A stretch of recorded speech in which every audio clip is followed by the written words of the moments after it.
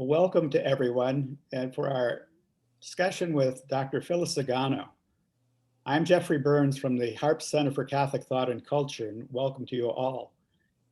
Today we will have Dr. Zagano will speak for about 25 to 30 minutes, then we will open it up for questions and answers.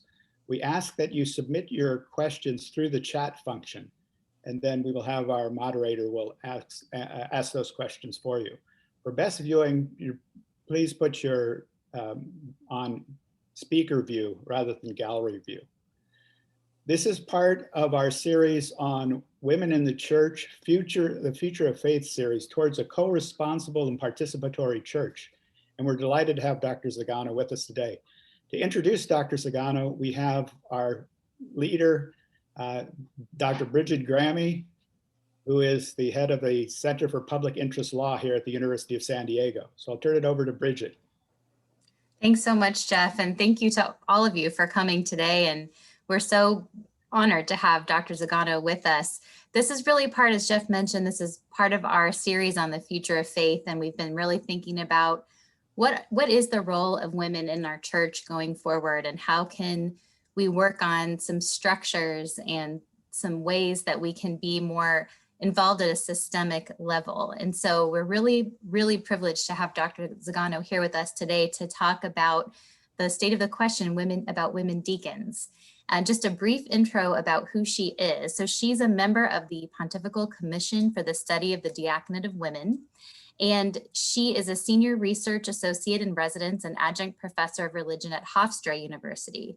She's the author or editor of 24 books, including Holy Saturday, An Argument for the Restoration of the Female Diaconate in the Catholic Church, which is the winner of the Catholic Press Association and College Theology Society Annual Book Awards, and Women Icons of Christ from Paulist Press.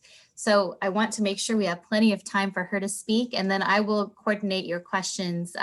We've already received some from you in advance, and I'll be monitoring the chat, and we'll try to get as many questions in for Dr. Zagano as we can during the time. So thank you very much. And without further ado, Dr. Zagano. Thank you, Dr. Gramme, and thank you, Dr. Burns. You know, the topic I've been asked to speak about, women deacons, the state of the question. And the fact of the matter is you probably have to find out what the state of the question is every day when you get up, because things are changing and have changed more rapidly than they have in, let's say, the past 400 years. I won't give you the whole history, but I can tell you that 400 years ago, Professor Jean Morin went through all of the extant liturgies about ordaining women as deacons, and he said, well, they meet the criteria for sacramental ordination established by the Council of Trent. About 100 years later, another professor, Jean Pien said, no, he is not right.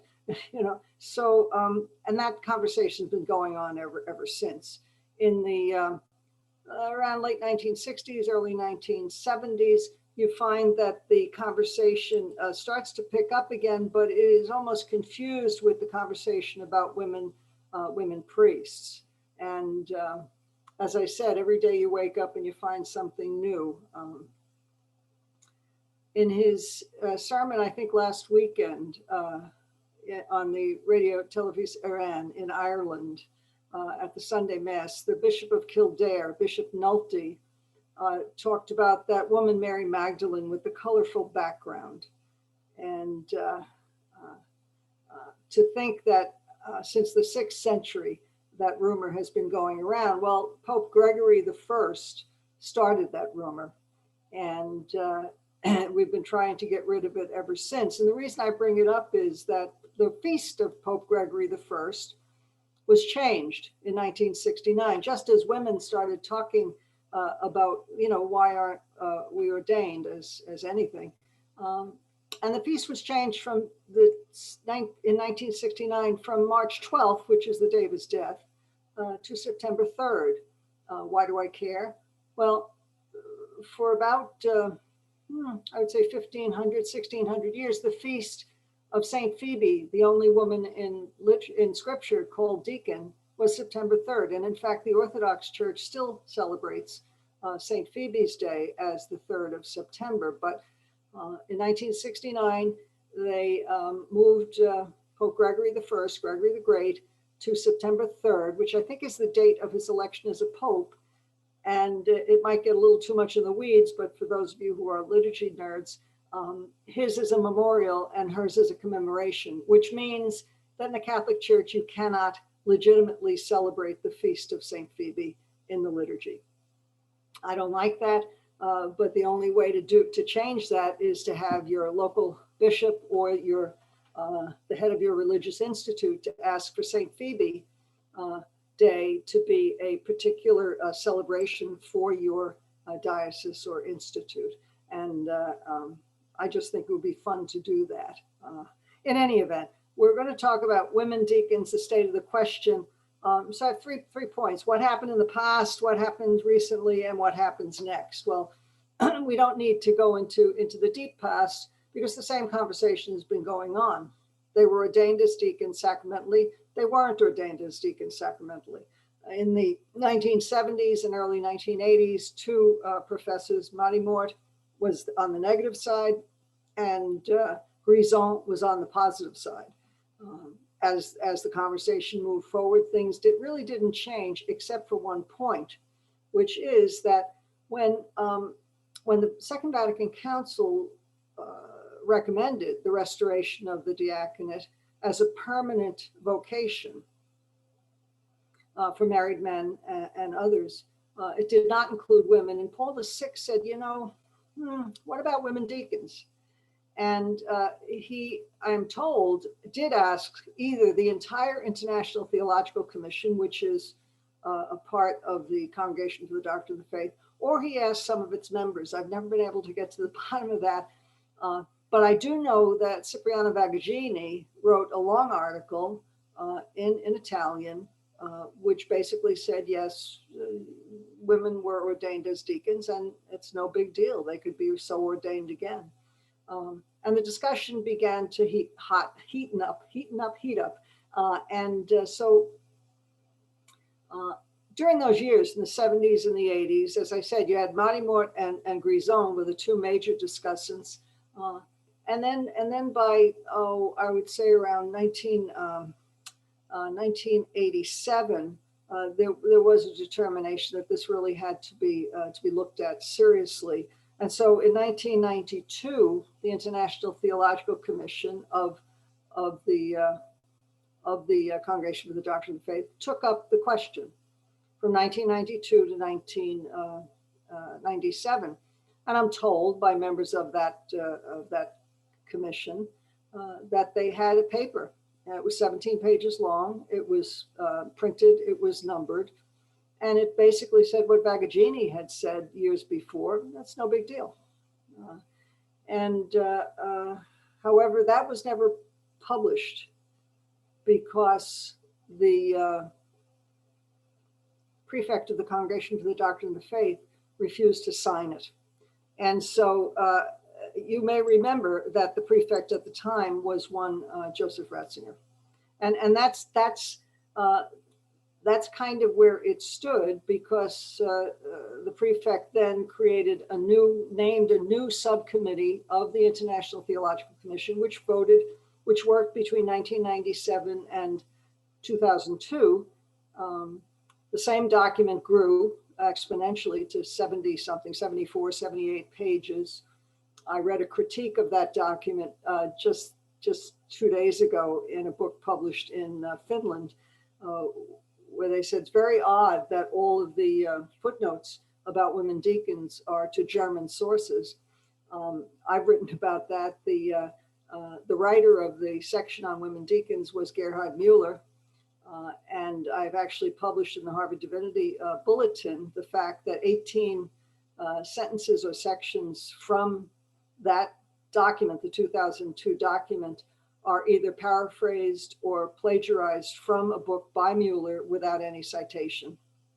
And you can find the documents that I refer to on my website. But so in 2002, what did they say? Well, they said, well, women deacons weren't exactly the same as men deacons, and the diaconate magisterially is not part of the priesthood. So this is something that the magisterium must determine. Well, who was the magisterium? That's Pope John Paul II, and he did nothing. And who was the next pope? Joseph Ratzinger, Benedict XVI. He did nothing. So it wasn't until 2016 when the International Union of Superiors General were invited at their triennial meeting to submit 6 questions to the Holy Father. And really the first 2 questions had to do with women deacons. And one of them was, why not have a commission? And so a couple of months later, I was in my office in Bermuda shorts and saw a news release in Italian, and suddenly had to start running around because I was the only American, the only person in the Western Hemisphere actually to have to travel to Rome for this event, which took place between 2016 and 2018. And that was my commission. There were 12 of us named to the commission. In addition, the president of the commission was Louis Ladaria, who is now is prefect to Cardinal Ladaria, the prefect of the Congregation for the Doctrine of the Faith. And we met 4 times, and we presented a report which to Cardinal Ladaria, which was for the Pope only. And the Holy Father sent a thank you note to Cardinal Ladaria for what he sent. I have no idea what was sent. We did a report. I've asked twice in writing and once in person, but I've never been able to see exactly what went over or the transmittal letter. I want to say 2020, let me back up a little bit. In 2019, 1 year later, in May of 2019, the International Union of Superiors General met again. I was in Rome for the meeting. The Holy Father handed over, he said, here is what they agreed on. And he gave papers to Carmen Samud, who at the time was the president of the International Union of Superiors General. And since that time, the new president, Jolanta Kafka, has said that she received a history portion of, or she received a report about history. So that's all I know. That's what they have. And then suddenly in April, actually about a year ago, April of 2020, the Holy Father, rather than name a couple of more people to my commission, he named a completely new commission of 5 men and 5 women under the presidency of the Cardinal Archbishop of Aquila in Italy, with the Secretary Denis Dupont-Fauville, who had run the Diaconate program in Paris for 5 years and was a new person, a new priest at the Congregation for the Doctrine of the Faith. I was actually at table with him in the Holy Father's house when he was there interviewing for the job. And he's a lovely man, you know, about all I know. That commission has not met. And I'm told they haven't even met by Zoom. They are expected to meet in person in the fall. We'll see. You know, these are terrible times, and we are all constrained. In any event, another important thing that has happened on January 11th, the Feast of the Baptism of the Lord, the Holy Father modified canon law. He put out a document called Spiritus Domini, and in it he modified Canon 230, paragraph 1. Canon 230, paragraph 2 said in 1983, lay people can serve if the bishop and the priest needs them as lectors and acolytes. But Canon 230, paragraph 1 said lay men may be installed as lectors and acolytes. Now, the installation of women as lectors and acolytes was requested in 2008 by a synod, and also again in 2019 by the Synod for the Amazon. And so what the Pope did in modifying 230 paragraph 1 was he said, well, it doesn't have to be just lay men. So now lay people can fulfill the lay ministries of lector and acolyte. Well, who cares, you know? People have been doing this anyway. Women have been lectors and acolytes anyway. Well, here's a newsflash. You can only be ordained as deacon if you have already been formally installed and served as a lector and an acolyte. So I found that, and I wrote about this in the Pastoral Review in London. I find it really telling that he did that. So as I said, you have to find out what's new when you wake up in the morning, because just the other day on the 22nd of April, there was a press release, a press conference at which Cardinal Mark Willett, the prefect of the Congregation for Bishops, Professor Michelina Tenace, who's an ordinary professor at the Pontifical Gregorian University, and Professor Vincent Serret, who is the head of the French seminary in Rome, held a press conference. What were they doing? I'll read you the name of the announcement. In February of 2022, the Congregation for Bishops will host a meeting on the priesthood called Toward a Fundamental Theology of Priesthood. Well, fundamental theology of priesthood, fundamental point number one, the priesthood is not the diaconate. And if you read the report on this in Crux today, in questions and answers, both Cardinal Willett and Professor Tenace agreed that the women's diaconate would have to be part of this discussion to make it clear that the diaconate is not forbidden by ordinatio sacerdotalis, which is what people tend to bring up all the time, that women can't be ordained basta così.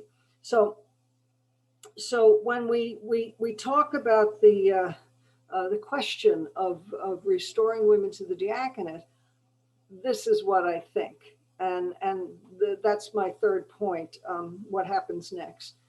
The Holy Father, if he is to restore women to the diaconate, there's never been any legislation, church-wide legislation against women deacons. We've had a synod here, a synod there, a pope here, a pope there. You can't do this, you can't do that. Pope Gelasius early on was spastic over the fact that women were at the altar doing what men deacons did. And what were they doing? They were mixing the water and the wine for the priests. They may have been addressing the assembly. The big deal is they were on the other side of the iconostasis or the altar rail. The fence that keeps women away from the sacred. But what happens next is the discernment of the church, and I think that's where we are now. That the Holy Father is a man who will not legislate by fiat. He rather wants to bring the church all along with us, with him, with the gospel. It's not, this is his idea, this is what he thinks we should do. It's what he hears the church needing to do. And we've had a couple of very interesting, or at least one very interesting tea leaf to read. Just the other day, Cardinal Parolin was speaking about the possibility of change. Cardinal Parolin, Pietro Parolin, is the Secretary of State. He's a very high-ranking Vatican official. He said, we need to understand that the church can change, but the fact of the matter is there are some things you can't change. And the argument, I think, about women in the diaconate is whether the argument that a woman cannot receive the sacrament of order is what I am told by legislators, by lawyers, a merely ecclesiastical law, somewhat on the level of a parking regulation, or if it's doctrine.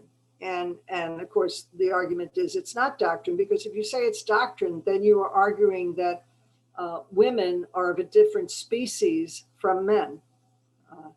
And I don't think that is an argument that we can sustain, no matter the Querelle de Femme, which went on for forever in the Middle Ages. The big question, are women and men the same species?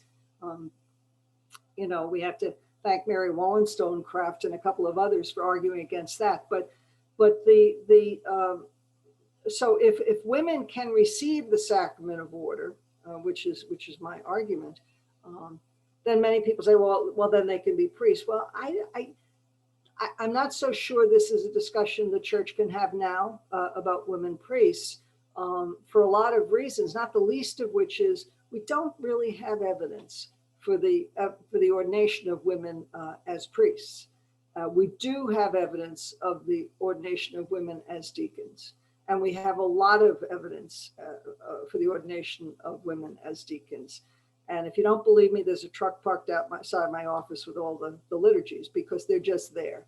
And you can't, it's really irrefutable. I think there are 5 liturgies actually in the Vatican that I've seen in the Vatican Library. There's another liturgy in Grata Ferrata, which is down the road. There's another liturgy in the city of Rome, in a library, in a church in the city of Rome. And then there are liturgies in Cologne and in France and all sorts of European libraries. And why is that important? Well, because in the liturgies, the bishop was, during a mass, laying hands on the women, invoking the Holy Spirit. And that's the important part about sacramental theology. If you want to have an argument with anybody, it's the Holy Spirit that does the heavy lifting. So the bishop is invoking the Holy Spirit. He's putting a stole on the woman, and he's calling her a deacon. I mean, if he wasn't going to make her a deacon, he'd call her something else. But these women are called deacons. They are allowed to self-communicate from the chalice. Why is this important? Well, I mentioned the fence beforehand. They don't like women now near the sacred. Well, to touch, to self-communicate from the body, the blood of Christ is a big deal. And we're talking, 5th, 6th, 7th, 8th century documents. That there's actually one liturgy. I want to say it's about 8th century, and I want to say, well, I don't want to say his name because I can't remember it right now. But in the liturgy, it's okay, to make a deacon, you do this, you do this. Okay, now if it's a male deacon, you say this. If it's a female deacon, you say that. It's one liturgy with instructions, and they're not being ordained to a different office. They're being ordained to the same office. Now, I began pretty much, I want to make sure we have time for your questions. I began pretty much I'm going to end where I began, which is the question that was brought up in 2002 by the International Theological Commission, which is male deacons and female deacons were not the same. When I was at the Vatican, and I really had the privilege to live over 2 years for a total of about 5 months at my father's house, but we would have dinner after the meetings for the commission. The commission didn't go on that long, but I volunteered to be everybody's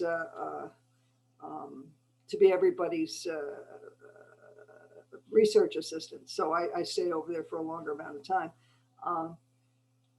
But I was at dinner once with a member. There were about 14 of us at a big long table, one across, and I was across from a specialist or a official of CDF. And I said, well, why can't women be ordained as deacons? He said, because women can't image Christ.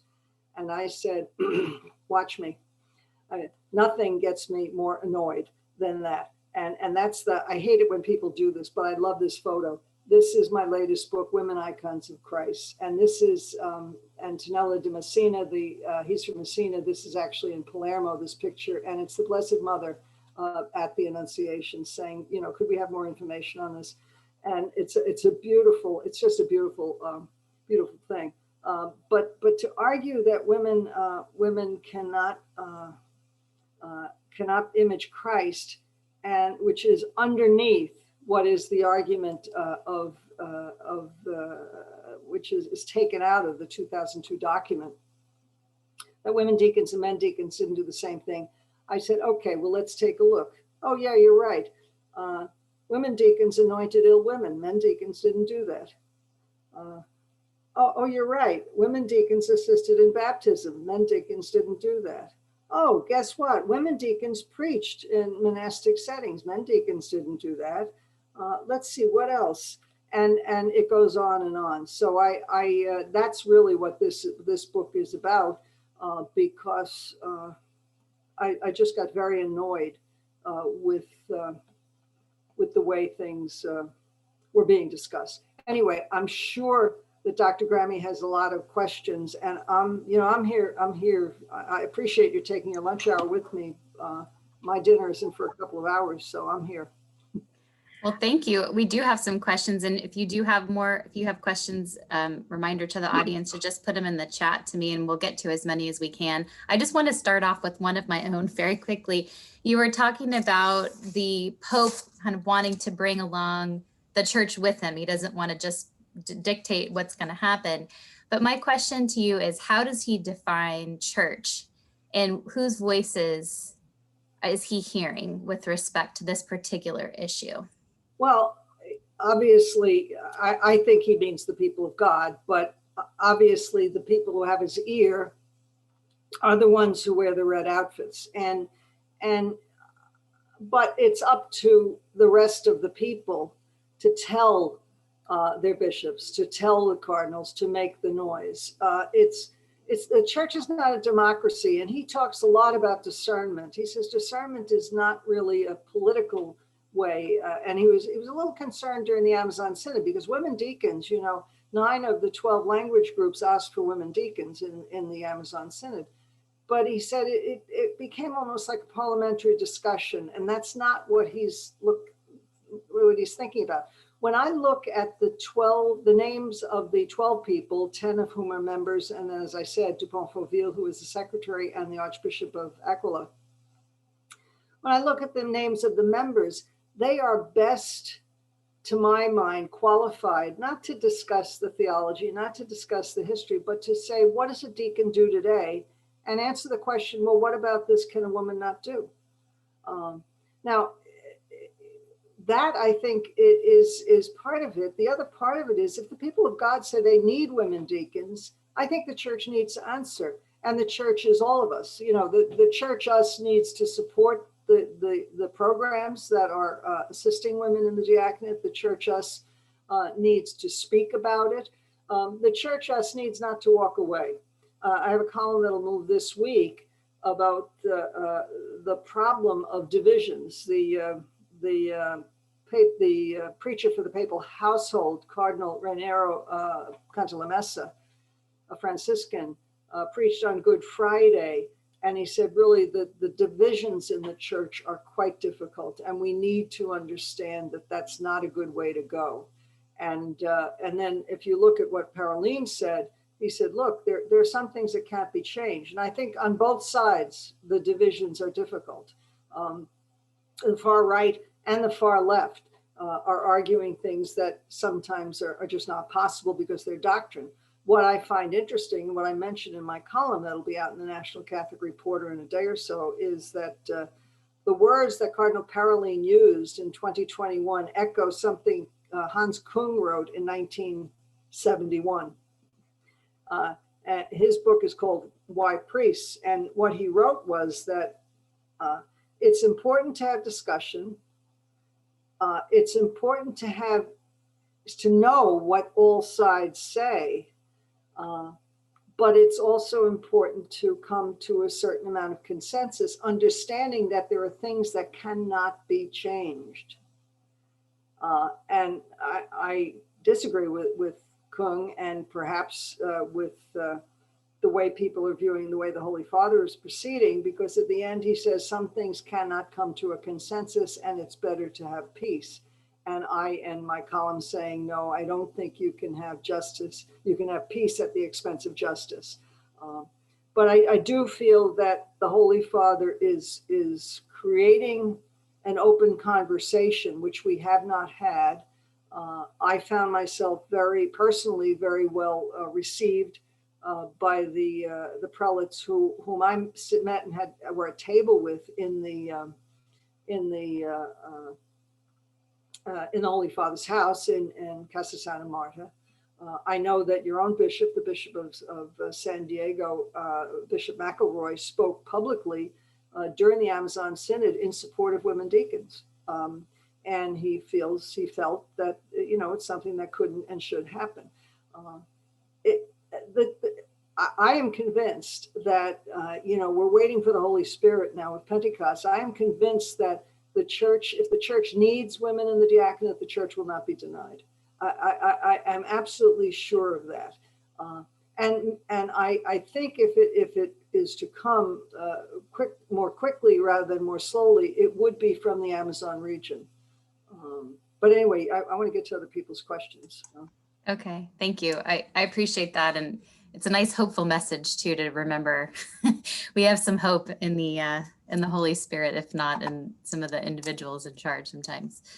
Okay, so one question we have here is from Sister Kathy Boerboom, and she's asking, does the conversation about sisters, in quotes, becoming deacons confuse or harm the broader issue of women becoming deacons? I think we're talking about apples and watermelon here. In fact, I've just finished, Sister Kathy, I just finished reviewing, and I've gotten it back from someone who works for me, the questions. I had a 5-part series in the Global Sisters Report answering questions about women religious becoming women deacons. And we are preparing a booklet, which we hope to have ready, relatively soon, at least for LCWR, which will be virtual this year, with questions, about 5 questions for the discussion. I think it becomes clouded within institutes, within religious institutes, because there are concerns over who could be the superior. And I'm told by canon lawyers that because deacons are not priests, the canons requiring a priest to be the general superior just doesn't apply. So obviously, so the deacon wouldn't have to be the general superior. We have plenty of examples of women abbesses in history being deacons, but they always had a couple of other women deacons in the community. But one question is whether the abbess or the prioress or the president of an institute would have to be ordained as deacon. And the answer that I've been given over and over is no. Now, on the other side of the street, we find that particularly in South America, 65%, 67% of parish groupings are headed by women, and most of them are women religious. Now, if that woman religious has a vocation to the diaconate and she is running the parish, I found what the Holy Father did with his response to the Amazon Synod, Great Amazonia, dearly beloved Amazon. He really hopscotched on the other side of the question of ordaining the women who are running the parishes. He came down on Canon 517, paragraph 2. I hate to sound like a lawyer here, but that wouldn't bother you, Bridget. But he came down on Canon 517, paragraph 2, which is parish life coordinators. And parish life coordinators are very, very important. And that's really what these sisters are already doing. Now, if they also have a vocation to the diaconate, that's a great idea if they want to be ordained, because it just makes things easier. You have to jump through all sorts of hoops to allow the individual ministering in the Amazonia or any place else to allow them to solemnly baptize or to witness marriages legally. And certainly the problem of preaching. If they are able to get a priest there for the mass, they're not allowed to preach legally.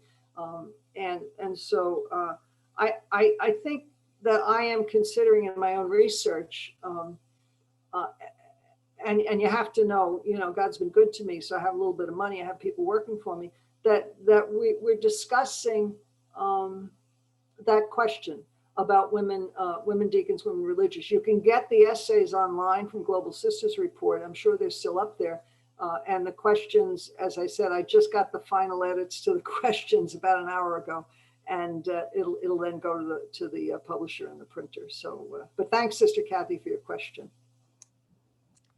Great. Okay. The next question is from Father Eduardo Antonio Samaniego. And he's asking, and I think you've touched on this a little bit, but how close did Pope Francis come to making the decision to open up the diaconate to women? I don't know. I'll give him a call and let you know, Father Eduardo. I don't know.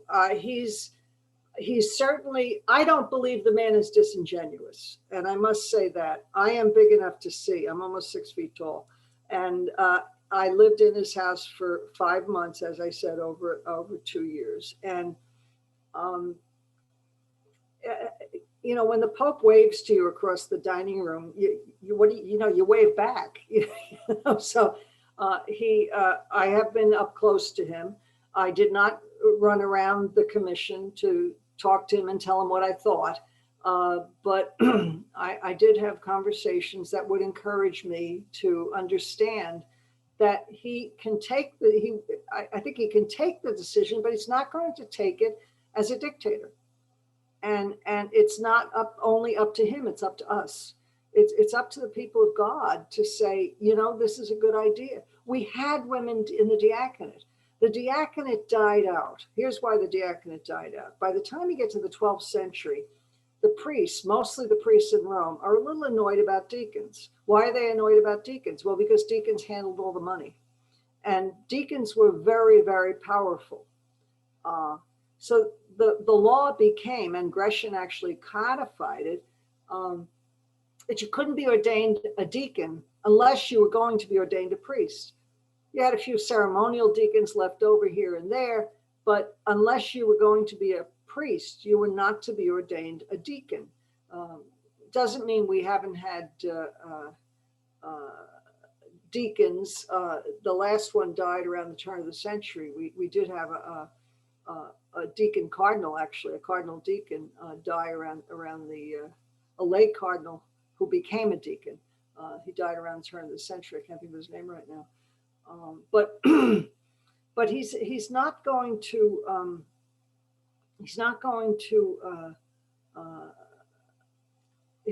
do it without understanding what the church needs.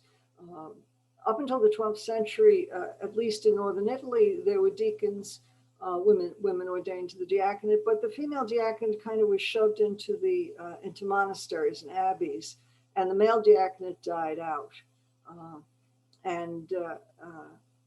I think the reverse is happening now. I think we're finding more and more women involved in pastoral ministry, more and more women capable of preaching. Cardinal André Vantois, some years ago, when they were talking about women as lectors, actually being installed as lectors, he said, well, it's not enough for them to have skirts on. They have to have something in their heads. And that began the committee of the skirt committee in Paris, complaining about that. So I think the more comments like that, the more comments such as Bishop Nolte of Kildare talking about Mary Magdalene, that woman with a colorful past, will create more of a reaction. You're all online. We have how many? 36 people online right now. You all know how to work a computer. I'm sure you all know how to figure out Twitter and Facebook, and just talk about it and bring it to your Vocation Sunday is coming up the 25th of April. So Father Eduardo, I don't know, and but he is a man of surprises. Okay, thank you. Some of these questions I think were given to me in advance, and now I think you've answered some of them, but I want to ask one from Dennis O'Connor, who's asking, what are some contact points for women who are interested in ordained ministry? Well, there's a program that hasn't gone live yet. It's called www.discerningdeacons. I think it's discerningdeacons.org. And it has not gone live. It's going live on April 25th. And that's run by three people, one in California, one in North Carolina, and young people, and one in Miami. They ran, you could probably get, I'm pretty sure it's discerningdeacons.org or discerningdiaconate.org, but they are, they ran a program on last September 3rd, St. Phoebe Day celebrations, World Day of Prayer for St. Phoebe or Day of Prayer for St. Phoebe. And you can find it. They have I know that they have a website called ReceiveHerInTheLord.org. I know that that exists. And so because there are people, and actually what they're doing is what happened in the 50s in Germany with the creation of deacon circles. where married men mostly said, to restore the diaconate, and it took a good 15 years for it to come to the Second Vatican Council. During the Second Vatican Council, women deacons were brought up. A bishop from Peru and a bishop from Italy made interventions asking, but it didn't go very far. The Maronite bishop from Brooklyn, where else, I'm told by his secretary, tried to bring it up in the conversations, and that the Maronites did have women deacons. And in fact, the Holy Synod of Mount, Holy Synod of Mount, I forget what it is now, in the 18th century, the Holy Synod for the Maronite Church passed its canons, and those canons say, Bishop, you can ordain a woman as a deacon, and number two, this is what they do for a living. And those were approved in forma specifica by the Pope at the time. So we have Catholic, the Maronites never broke. The Maronites never broke. They're one of the few Eastern Catholic churches that was never an Orthodox church. We have Catholic canons of the Maronite Church that say a bishop can ordain a woman as a deacon. If anybody can help me find those liturgies, I'd be happy to see them. But I know that that's a fact. So. Okay, great. I'll definitely will check those out. I think somebody put that in the chat, the discerningdeacons.org. Rosemary, thank you for doing that. Hopefully you can all see that. It's not live yet though. Okay. No, I appreciate hearing that. And Nancy Foley is asking if there's a diaconate program for women anywhere in the world right now. So maybe that's one of the answers, is that you were just talking about with the Maronites. Well, no, there's no diaconate program with the Maronites. There is no diaconate program in the world. In 2001, there was a 4-paragraph joint statement by the Congregation for Education, bishops and clergy saying, dear Bishop, and it was directed at the bishops of Germany, who were at the time training women for the diaconate, directed at the bishops of the German-speaking nations, Austria and Germany. Basically, dear Bishop, don't train women to be deacons because we don't want to ordain them. They've never said no. And I've been told this many times by people in the Vatican. They can't say no. They simply don't want to say yes. And that is, that's too bad, because it bespeaks of an ill-educated and frightened clergy. And until the clergy are better educated, I will still be taking pot shots, and anybody else who thinks it's a good idea to hear women. But you see, there's Australian women preach in Australia, in America. There's Catholic women preach. I'm sure other countries. I wrote an article with Bernard Poitier. What do we know about women deacons? It's since been translated into, and I see Serena Nocetti is on. It's been translated into Italian, into Spanish twice, in Argentina and in Spain. It's been published in Brazil in Portuguese. It's been published in India in English. It was originally in Canada in French. It's soon to come out in German in Austria. It's been translated into Polish. So, and to have an academic article translated and reprinted so quickly is really telling about the interest of the people of God, and it's facts. I didn't sit in the Vatican Library all those hours looking at that stuff for nothing. It's real. It's there, and they need to recover our history. Oh, thank you. I think that's a good segue into this next question from Rosemary, which is, what can be done to end patriarchy in our church authority structure? I'm concerned about what good it will do to ordain women if the patriarchy is still a major issue. Also, if we only ordain women religious, it perpetuates the idea that married women are somehow unclean. I also think we need to change the rule that deacons can't marry after ordination or after they are widowed. A lot of good nuggets in there. Well, first of all, deacons can marry after they are widowed. It requires going through hoops. The church law is that a married man can be ordained. An ordained man cannot get married, but there are basically three exemptions, and you simply make a request to Rome if you have young children, or if your culture requires you to have a woman, a wife. If you're alone in the woods, I mean, there's plenty of arguments that can be given. So I don't think it's, and it depends on who is making the determinations. In terms of only sisters being ordained as deacons, I think they would be the last ones, not the first ones in line, except in situations by the Amazon, where the sisters who are running most of the 67% of the parish groupings, as I said, in the Amazon region, the 8 countries and 1 territory in the Amazon region.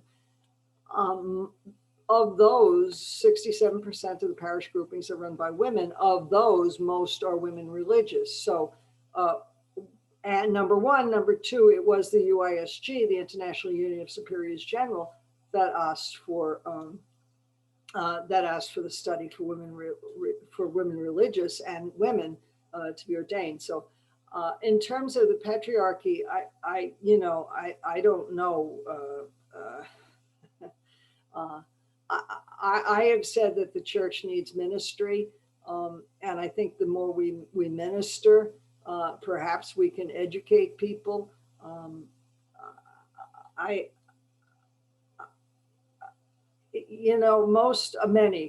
Many clerics, there are a lot of women on here today. That if you were teaching some of these fellows in kindergarten, you'd have to write down "does not work and play well with girls," and that's that's the heartbreak of it.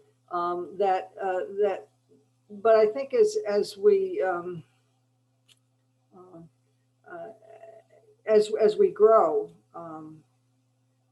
And as the individuals involved become more secure in themselves, I think there will be the opportunity for an acceptance of some of the men in leadership to work better with women. Not all of them, and it's a very complex situation because I had a bishop tell me just about a week ago that he went in for the Easter Vigil, and after the Easter Vigil, the rector of the cathedral was apologizing profusely that during the vigil there was a woman religious on the altar. And the bishop said to me, he said, I didn't know what he was talking about. I didn't know. He was like, what? And the problem was that there was a woman. I didn't care if it was a religious or not. There was a woman on the altar during the Easter Vigil. So, now that's a cathedral rector who needs some education. So it's. I hope I covered all of Rosemary's questions. There were a lot of them in there. I think so. I think you did. That was good. Just kind of following up on that, we have a question from Jeff Burns. Setting aside, the hierarchy, but what about, do you have any sense about currently ordained male deacons and how they feel about this issue? Yeah, some of them hate me. I have, and some people have actually said that I need to frame this email that I got surreptitiously and need to frame it next to my appointment to the Pontifical Commission, because it's an email from the director of the Diaconate in my own diocese ordering the deacons not to speak with me. And at the time, and of course I got it immediately, so who knows? Met some Mets. Some deacons are becoming clericalized, and they do have a problem with working with women. And I'm sorry, but some of them are like, hey, go for it. Who cares? I finally have spoken to an auxiliary bishop in my own diocese about this because he told the deacon not to get involved with controversial people like Phyllis Zagano. And I called him up and I said, for Pete's sake, you know, I know this bishop. I said, what's controversial about me? I am so square. I used to be Cardinal O'Connor's researcher for Pete. You know, I mean, that this is not, you know, I'm not a bomb thrower. And even Cardinal Ladarius said that to me. He said, Phyllis, we know you've never been arguing for women priests. And it just happens that it's not my research, you know, but I think that, so for Deacon Burns and others, I wouldn't mind speaking to deacon assemblies, and I've never been invited to one, but I wouldn't mind speaking to deacon assemblies and let them ask questions, let them see either in person or by Zoom what this Phyllis Zagano person is like, because I'm not, you know, I don't think I'm that threatening. I will tell you that the clerics, the prelates, the cardinals and bishops that I sat with at table in the Holy Father's house, for the most part, were very accommodating and very interested in the topic. And I had one interesting too. I can never remember, where is Accra? Accra is in Ghana. Accra and Wa, the bishops of Accra and Wa, two fellas, and we were talking about women deacons, and we were joking around, and they were fighting with each other over which one was going to take me home to be a deacon in his diocese. And it turned out Accra won because it had movie theaters, and Wa didn't have a beach. You know, so it depends around the world. The bishops of Cambodia and Thailand. I said, what do you think about? I mean, I'm so shy, you know. Sit down with the bishops of Cambodia and Thailand, and the second sentence is, what do you think about women deacons? And they said, we don't have the educated population. We would love to have male deacons as well as women deacons. So it's the need. It's really about the need. And I will say, to answer Deacon Burns, I think the question about what do deacons, at least in the United States, think about me and my work, it has to do, it all redounds to what their bishop would think about it and how their diocese is. I'm not expected to be invited to speak in Phoenix soon, you know, or in Tyler, Texas, but you know, such is life. That's good. That's good answers. I've now been joined by a future women deacon here. She's been good all the way until now. I actually have one final question. I think our time is wrapping up, but I'm just wondering if you think the pandemic is going to make an impact on what you're, you know, could it maybe accelerate this discussion about deacons, or what you think, if there's any connection at all. But I'm just curious to know your thoughts. Sure. You know, it's interesting. I've been doing more speaking than I usually do. I always restrict myself to one trip a month, but I'm not making trips, you know. So I have the opportunity to speak in more places, and I turn down about 2 or 3 a month because I either just can't do it, or you know, no one in Scotland wants to hear me at 5 o'clock in the morning, you know, that kind of stuff. But I think it will accelerate the discussion because we are stuck. During the pandemic, I have been doing, as I said earlier, these 1-hour Zooms once a month, but that'll peter out, you know, because we're going to open up again. But I think the pandemic, is helpful. Because I think it also is causing people to reflect more on what is the diaconate. You know, a sister who helps me out works in a local food pantry, and we'll have lunch, and she'll say, we had 70 people needing lunches today. That's a small town, okay? We gave out this many groceries. You know, and that's happening all over the world. And who's doing it? It's not just the women religious, but it is mostly women who are doing the diaconal work of the church. And I think that quite frankly, I think the deacons who don't like me are what Cardinal Edwin O'Brien used to call Sunday dress-up guys.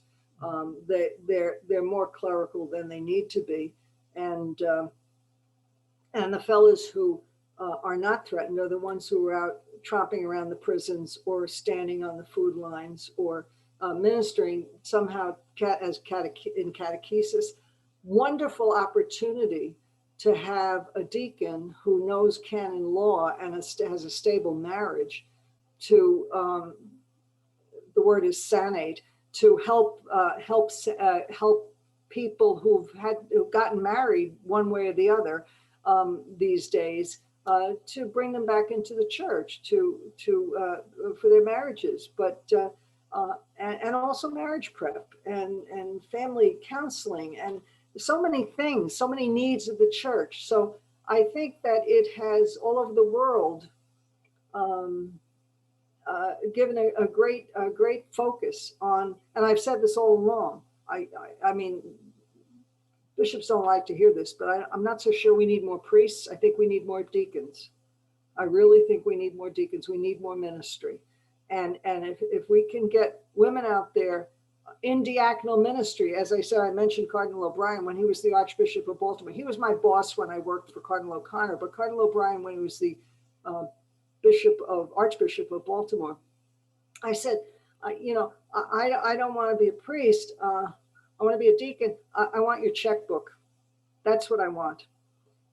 I want to be able to, I have this crazy idea that the money of the church should go to the poor. I know it's radical, but we need to, you may have heard that this morning, actually. There was a good idea given out in the readings, but that maybe we could take funds and give them to the community if it's necessary. But a lot of people don't like that idea. Well, I'm from New York, call a cop.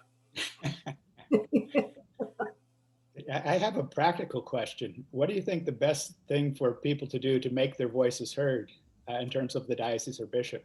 Well, it depends on who your bishop is. I pick up the phone, talk to them, take them to lunch, send them. The women, I don't advise women to write letters to bishops because too many bishops, when they see a woman's name, throw it out. If you want your bishop to find out something and what you think, a letter to the editor with his name in it will get on his desk quicker than a letter from you directly to him. But again, your bishop is McElroy. I would invite him to, say, have a dinner. Could you come and talk to people? The Catholic Theological Society of America funds academics members to have dinner with bishops on a given topic, on a given document from Rome. But they're all different ways. I think it begins at the parish level. The people in the pews just don't know, in most respects, don't know about the issue. They don't know about the history. So the beginning to get it moving is just to get a discussion moving. My own books, I hate to do this, I'm really sorry. But anyway, this book here, Women Deacons Past, Present, Future, which the history section is written by Gary Macy, who taught at the University of San Diego for a long time. He's a great guy. Bill Deitwig wrote the present, and then I wrote future. This book and also this book, they both have, this one in 4 languages now. It's in Spanish, Portuguese, and French. And on my website, there are teacher's guides or study guides. They can be downloaded. You can have conversations on Zoom. You can have parish discussion groups. This one also has teacher's guides. It's only out in English. I have another book, Holy Saturday, which is the original one. I only have the Spanish next to me, but that we're publishing a teacher's guide to that. Talk to your friends and relatives. Get it into curricula. Write a children's book. I will tell you that I have cards, and I can send it to Professor Burns. They're little what would you say, apologetics cards, 2 sentences, 2 sides. One is has the the ceremony for the ordination of woman and deacon. The other is the history. And I would love them to be out in churches on April 25th for Vocation Sunday. But people have to get over, the clerics have to get over it, really. But some guys, and certainly your own bishop in San Diego, have gotten over it, and they're very open and understanding of what a woman can do. I was invited to debate Sarah Butler at the Philadelphia Seminary years ago. And I said, well, it can't be a public event. It has to be a private event. Sarah Butler was a member of the International Theological Commission at the time. She was adamantly against women deacons. I will tell you that every single seminarian showed up. Every single deacon and his wife showed up. Every single deacon candidate and his wife showed up. And the rector said to me, this is amazing for a voluntary event. I said, you know, I mean, the students, it was reported to later, the seminarian said it was the most exciting thing that ever happened at the seminary, which I'm sorry, but you know, we had fun. But Sarah said to me, and I'll close with this, Sarah said to me, women deacons of history only ministered to other women. And I said, well, who ministers to women today?